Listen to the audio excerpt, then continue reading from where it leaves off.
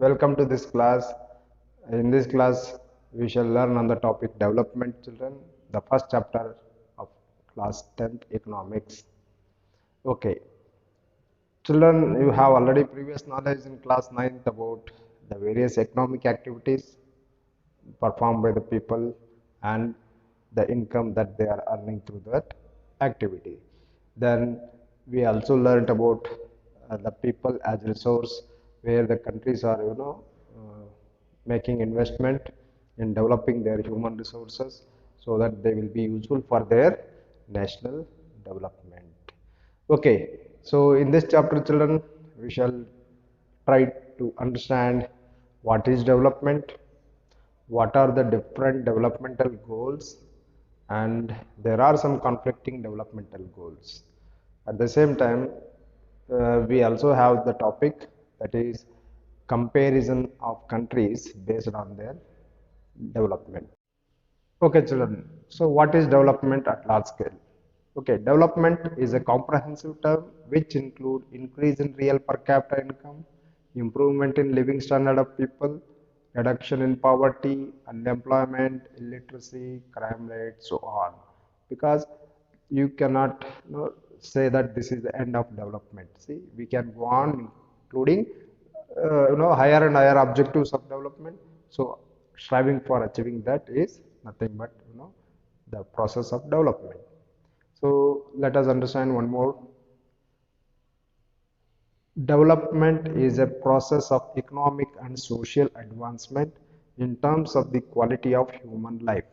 Children, here it's a process by which we not only make some progress in terms of economic but also in social aspects like equality, then the respect of each other. So all these things also matters for one to lead a quality life, children. So this is all about the development. So we are now going to understand the important features of development. Okay, there are two important features. The firstly, different persons have different developmental goals, and in secondly, the income is a major component of development. What it means, children? See, we have seen already examples like what a farmer thinks of development, or what an industrialist think of development, or what a politician or engineer. So everybody have their own views and idea about development. So they set different developmental goals. Similarly, when you look at all these professions or all these different individuals, so ultimately what attracts them or what makes them is the working for income. That means everybody is working for income and everybody want to see that there should be some increase or improvement in their level of income. So that becomes the major component of development. Okay, children, now different people, different goals. Children, in our family, we have some, especially in Orthodox families, we see that girl children are not let out. They are not given much freedom. So the girl is expecting that she should be able to enjoy more freedom as her brother, so that uh, she can also be happier. But what happens is a girl expects as much freedom and opportunity as her brother, and that he also shares in the household work, which is expected out of the girl only. So this may not be liked by the brother because he is not used to this. So this is how we see that the girls are expecting some you know change in their life. So this is one example. So children, let us see another example. A landless laborer, he aspires for more days of work and better wages. Children, because he is a landless, the only source of income for him is the working on the other field. So what he expects is that he should be able to get more number of days of work, so that he will get continue income, and also he expects that he should be able to get better wages for his work. Then he also thinks that there should be low price of food grains which he can afford to and where he can make his happy family. Okay, then he also aspires for the good educational facilities for his children and social and economic equality. So all these are the objectives are idea of development for a landless laborer because children is socially seen as very low and economically also he is having very low status which he expects that he should also be treated as equal in the society. Okay. Children, now conflicting developmental goals. See, children, here you are saying that there is an industrialist and he is looking at the dam and feeling that he is happy for that he got now electricity and water for his industry. Children, by this dam project, what he got benefit is the uninterrupted power supply to his industry, where he can continuously produce and maximize his profit. Okay, but on the other side, the farmers, you can see they are unhappy because of this dam project. They have lost their land. So, what is their agony is that in this dam project they lost their land and it is a destruction for them. So what in this situation is to get more electricity, industrialists may want more dams, but this may submerge the land and disrupt the lives of people who are displaced in the dam. And we have example tribal people, those who are living in mostly forest area, because dams are constructed in such area, they will be affected, and also sometimes the farmers they lose their agricultural land under the backwaters of dam. So they might resent this and may prefer small check dams or tanks to irrigate their land instead of this. So they prefer that they should be a small check dams which will not occupy a large area and their land will also be not affected. And out of this again they get the benefit that the check dams will help in recharging the groundwater and helping water for their irrigation of their land.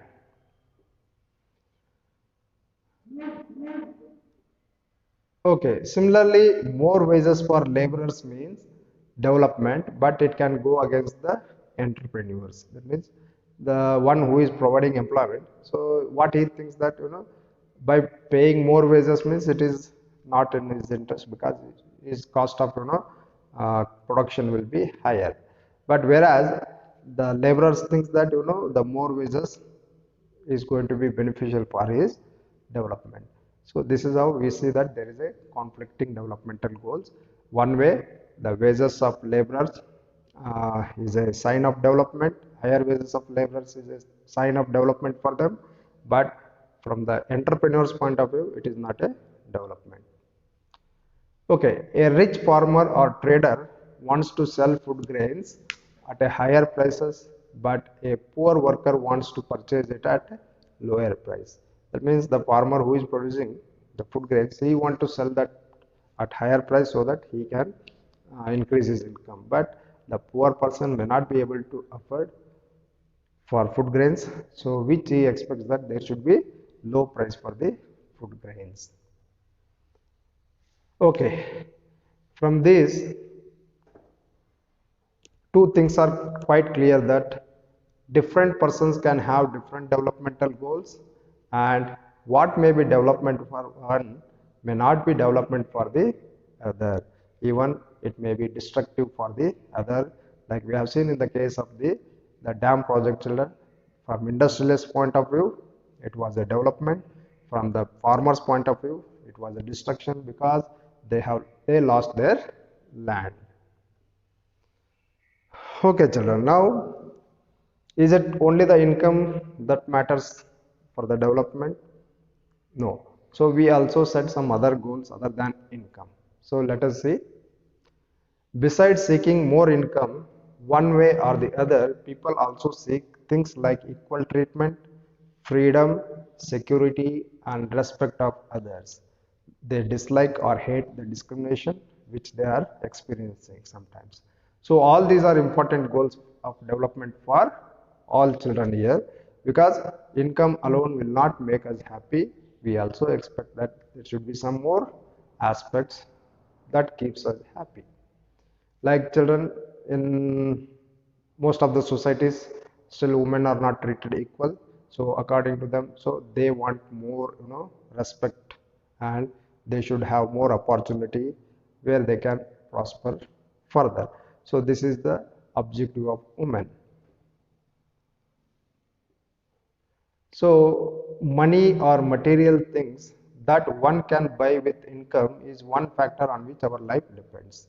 That is no doubt. So, for everything what we require, we have to spend money. That is one of the essential thing. But the quality of our life also depends on non-material things like equal treatment, freedom, security, and respect of others.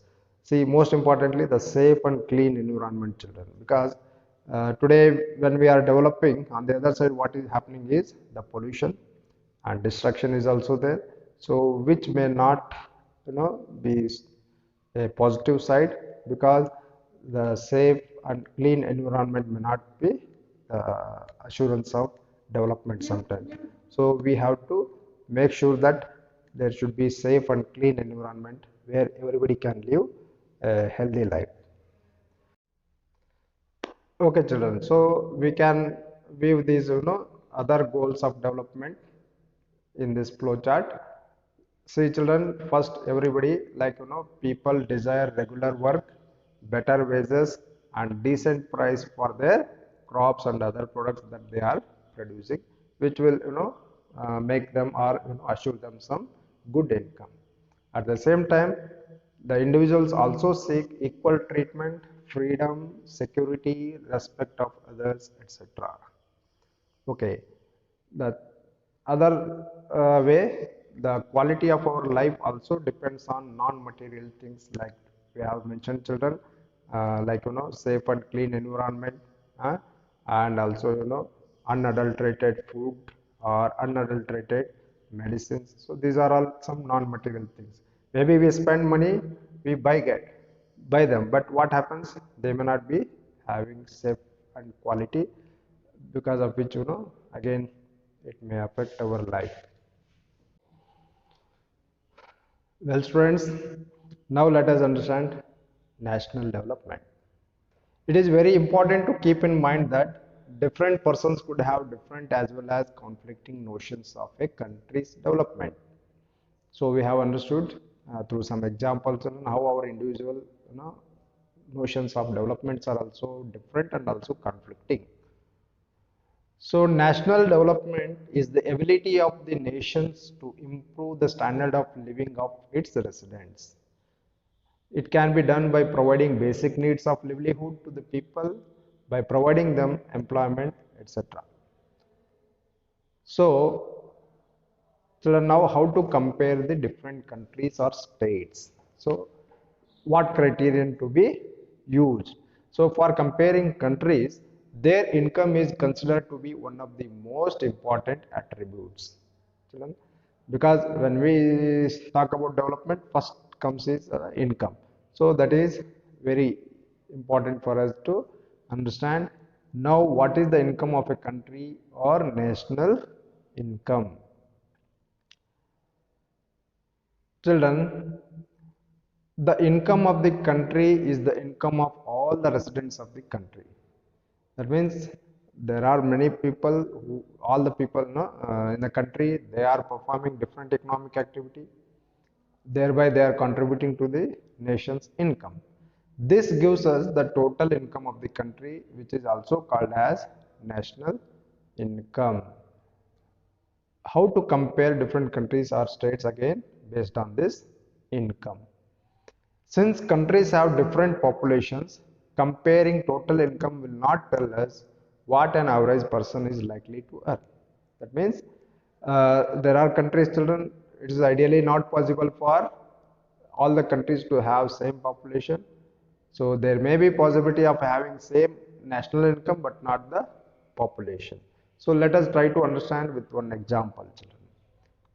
Children, here we have two countries, country A and country B, and their total income is same, say rupees 10 lakh, and the population of country A is 10% and the population of country B is 5%. Okay, now if you divide that total income of those two countries among their population, in country A each one will be getting, that means per capita income will be 1 lakh per person. But in country B, since we have only 5 people, so that 10 lakh rupees is divided among those 5 people, that they will get 2 lakh per capita income. So this way, children, if we consider the total income, then it may not be giving us the right idea that how the income is distributed in the country among its population. So hence we compare the average income, which is the total income of the country divided by its total population, which is known as the per capita income. So the World Bank is publishing its World Development Reports, in which it uses this per capita income as its criterion in comparing the countries. So now let us understand what are those countries classifications. So now children, firstly we have the rich countries, where the country's per capita income was 12,056 US dollars and above per annum in 2017 were called as the rich countries. Okay, children, we can find the countries like US, Canada, Germany, all these countries. So they are found in this list. On the contrary, we have the low income countries. Those countries with per capita income of 955 or less than that US dollars are called as the low income country. Okay, students. Now let us see the India's position in this World Development Report.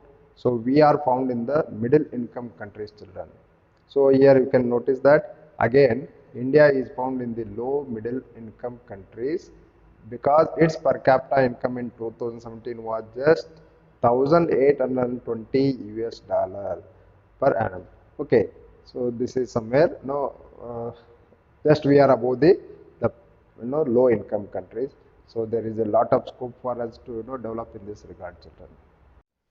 Well, students, now we shall learn the limitations of this comparison of countries based on the per capita income from this table.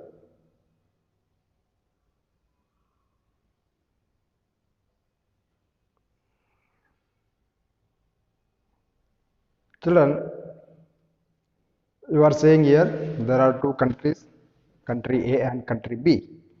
So there are 5 persons each, and in country A, the first person is getting 9,500 rupees. It is the monthly income of the citizens in these countries. So second, 10,500 rupees. Third person is getting 9,800 rupees. Fourth person is getting 10,000 and fifth one 10,200 rupees. Children, in country B, the first, second, third and fourth person is getting 500 rupees each, and the fifth person is getting a large share, lion's share of the income, that is 48,000 rupees. Children, when you total the total income of these countries, both is same, that is 50,000, and when you divide this among these 5 people, the average income of both the countries will be same. Let us see, like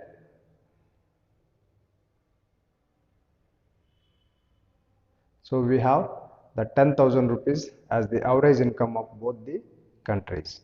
So children, when you look into the distribution of income, clearly it is seen that there is inequitable distribution in the country B. That means the 4 persons are getting a meager 500 rupees as their per capita income, and in country A, you can say that there is a equitable distribution, though the income is not very high, but at least all the people are getting equal distribution. So thus children, we can't use always this per capita income to compare the development of the countries, because it doesn't clearly tells about how the income is distributed among the people in a country. Okay, let us understand some. Even though both the countries have identical average income, country A is preferred because it has more equitable distribution. In this country, people are neither very rich nor extremely poor. On the other hand, most citizens in country B are poor and one person is extremely rich. Hence, while average income is useful for comparison, it does not tell us how this income distributed among the people. So this is the limitation. So there are other limitation also, children. The firstly, we have the per capita income, which takes into account only the economical aspect of life and ignores the social aspects of life, which we have already discussed, children. So for every individual, what are important is the freedom, respect, then equality, all these things also matter for development of one. So we have per capita income ignores education, health, life expectancy, sanitation, etc., which are also regarded as the indicator of development. Okay, so next we have, it also ignores non-material things like peace, pollution free environment, democracy. Children, we have been learning that the significance of democratic rights in our lives. So one can aspire that we can develop well in the system of democracy. So these are also other goals, and which are actually hiding in this criterion of comparison, that is solely based on the per capita income. Okay, now income and other goals. Children, let us understand with this example. Here we have some selected states of India: Haryana, Kerala, and Bihar. Okay, their per capita income in 2015 and 16 is given here. So let us say Haryana has rupees 1,80,174 rupees as its per capita income, and in Kerala the per capita income was 1,63,475 rupees.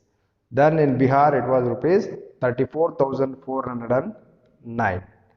Children, at large scale, by looking at it, one can conclude that Haryana is developed state, isn't it? Children, is it enough for us to say that Haryana is developed? If you remember, children, in class 9th in population chapter, we have learned that the Haryana has some social issues, like there is very low sex ratio and girls children are not having equality there.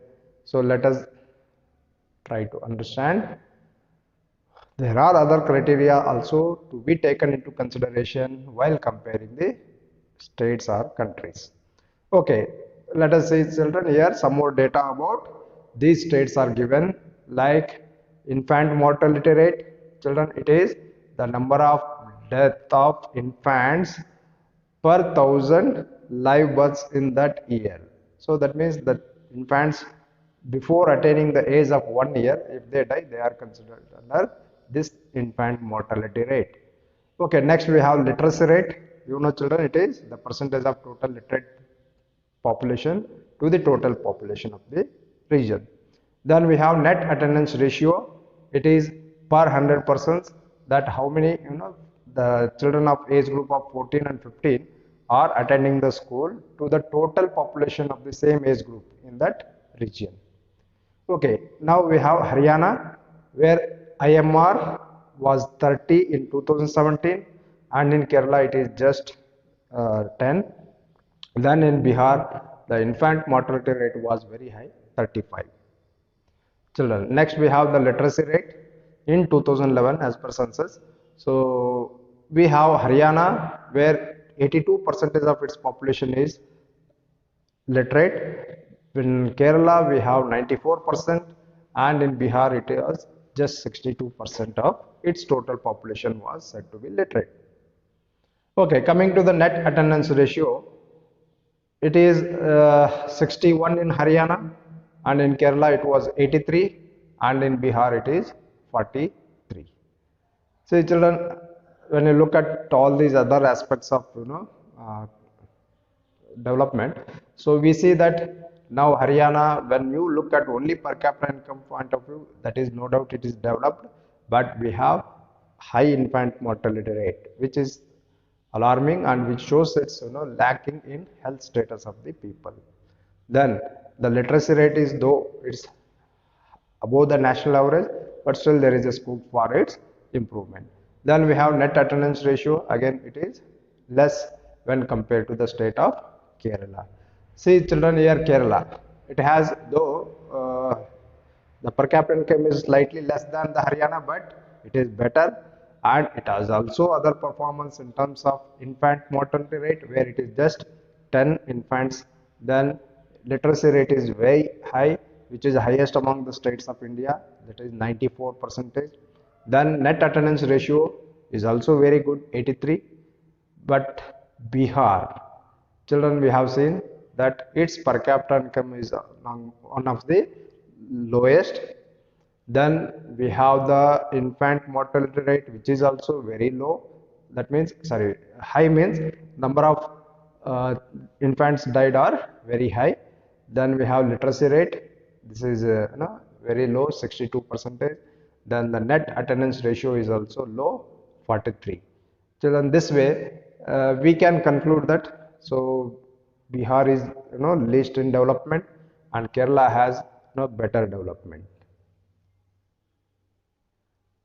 Okay, apart from that, we also take into account other aspects of development like children, healthcare, water, sanitation, transportation system. We need parks, very good markets. There should be educational facilities, banking, electricity, roads, infrastructure. Everything matters for our development, children. Okay, these are all said to be public facilities. Children, money in your pocket cannot buy all the goods and services that you may need to live well. So, income by itself is not a completely adequate indicator of material goods and services that citizens are able to use. So we need other things also, children. For example, normally your money cannot buy you a pollution-free environment or ensure you get unadulterated medicines. Money may also not be able to protect you from the infectious diseases. Children, now we are going through this uh, corona pandemic.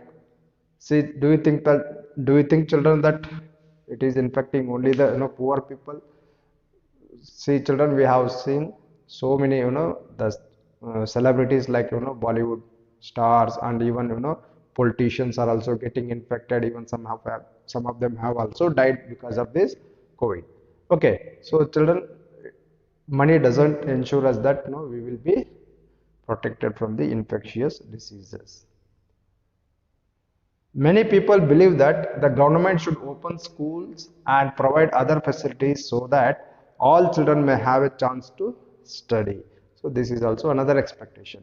Children, here Kerala has a low infant mortality rate because it has adequate provisions of basic health and educational facilities. Children, education also plays a key role in development and health also, because the educational level also makes them aware of the health facilities, and also they know how to take care of their health.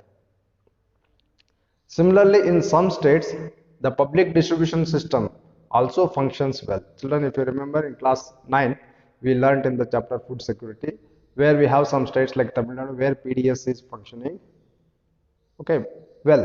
So it is also an indication that the people in those states are also having good health status because they are getting nutritional food.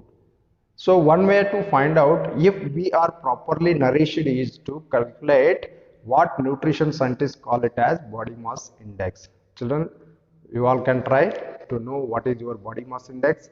This is a formula to calculate the body mass index, that is weight in kilograms divided by height in meter squares. So children, you take your weight in kilograms, then you measure your height, then convert it into meters and square it. So for example, a boy or a girl of age 15 years measures 52 kilograms of weight and height 150 centimeters, which we can convert into meters as 1.5 meters. So children, when you divide this 52 kilogram by the square of the height 1.5 meters, that is 2.25, you will get the value 23.111. Okay, now how to know the nutritional status? Children, depending on their height and weight, a person can belong to one of the following categories. Like if the body mass, you know, index is less than 18.5, then they are said to be the underweight. Then we have the body mass index value between 18.5 and 24.9, they are said to be normal weight. Then we have the 25 and 29, between 25 and 29.9 value, they are said to be overweight. And what is most alarming is this body mass index of 30 and above, which is very bad indication that they are obese, means they have put lot of weight, then they are needed to take care of their health. So children, you can find and you can also know your nutritional status. Okay, now human development report. Children, this UNDP, Human Development, United Nations Development Program, it publishes its report called Human Development Report, which compares the countries based on per capita income, educational levels of the people, their health status, and per capita income, as I mentioned. So it would be interesting to look at certain relevant data regarding India and its neighbors from Human Development Report 2019. So now let us have a look at it, children. So here the table 1.6 shows the data regarding India and its neighbors for 2017. Children, we have here Sri Lanka. Its gross national income per capita was 11,326 US dollars in 2011, and India 6,353 US dollars, then Myanmar 5,567, Pakistan 5,331 US dollars, Nepal 2,471 US dollars, then Bangladesh 3,677 US dollars.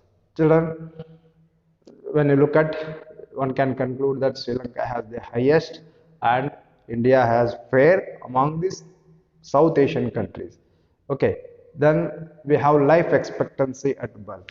Children, it is talking about again the longevity, that is how long a person can live. So that is life expectancy in 2017. Sri Lanka, it was 75.5 years. Then India, it was 68.8 years. Then Myanmar 66.7, Pakistan 66.6 years, Nepal 70.6 years, Bangladesh 72.8 years. Though children, Nepal and Bangladesh have better than India, but still their per capita income is not satisfactory. Okay, we have mean years of schooling of people aged 25 years and above in 2017. That means how long the people of above 25 years of age have attended their schools. So here in Sri Lanka it was 10.9 years, and in India it is 6.4 years, in Myanmar it is 4.9 years, Pakistan 5.2, Nepal 4.9, and Bangladesh 5.8 years. So based on all these aspects, children, so the H3I is prepared by the Human Development Report by the United Nations Development Program. So this is the ranking of these countries, children. See, look at the Sri Lanka 76th rank, and India is ranking 130th. So similarly we have Myanmar 148th, Pakistan 150th, Nepal 149th, and Bangladesh 136th. So this is the ranking of our neighbor countries, children. So among all these countries, we can say that Sri Lanka has better performance in terms of Human Development Index. Okay, so I think children, this is more comprehensive to understand. So, or compare the development of different countries.